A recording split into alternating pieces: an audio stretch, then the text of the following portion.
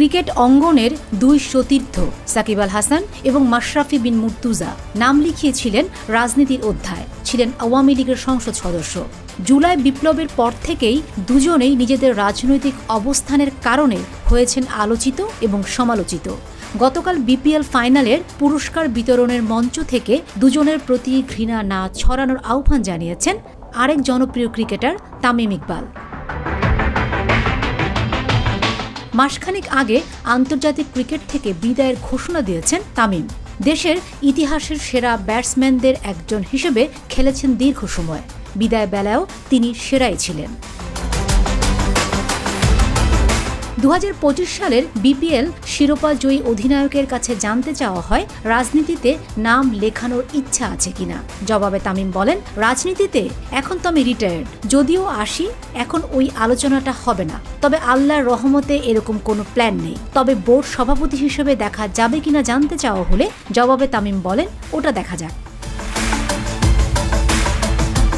বিপিএলে ম্যাচের পরিস্থিতি কেমন ছিল জানতে চাইলে তামিম বলেন, ফিলিংসটা তো ফ্যান্টাস্টিক। ওরা যেভাবে শুরু করেছিল মনে হচ্ছিল 220 থেকে 25 চেঞ্জ করতে হতে পারে। শেষ 3 এবং 4 ওভার আমাদের বোলাররা দারুণ বল করেছে। আমরা খুব বেশি রান দেইনি, বাউন্ডারিও দেইনি। আমাদের হিসেবে 20 রান তারা কম করেছে। এই উইকেটে ভালো শুরু করলে এই রান তারা করা সম্ভব ছিল। তামিম যে একদিন ক্রিকেট প্রশাসনে কাজ করতে চান, বাংলাদেশের ক্রিকেটের সর্বোচ্চ দায়িত্বে আসার ইচ্ছে তার আছে, আকারে আভাসে তা নানা সময়ে তিনি বুঝিয়েছেন। এবারও সেই ইঙ্গিতই তিনি দিয়ে রাখলেন। এবারের বিপিএলে তামিমের নেতৃত্বে টানা দ্বিতীয় ট্রফি জয় করেছে ফরচুন বরিশাল। ঝড়ো 50 করে ফাইনালের ম্যান অফ দ্য ম্যাচ হয়েছেন তামিম ইকবাল।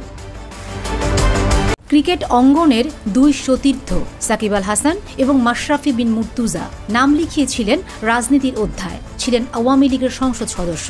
জুলাই বিপ্লবের পর থেকেই দুজনেই নিজেদের রাজনৈতিক অবস্থানের কারণে হয়েছেন আলোচিত এবং সমালোচিত। গতকাল বিপিএল ফাইনালের পুরস্কার বিতরণের মঞ্চ থেকে দুজনের প্রতি ঘৃণা না ছড়ানোর আহ্বান জানিয়েছেন আরেক জনপ্রিয় ক্রিকেটার তামিম ইকবাল। মাসখানেক আগে আন্তর্জাতিক ক্রিকেট থেকে বিদায়ের ঘোষণা দিয়েছেন তামিম।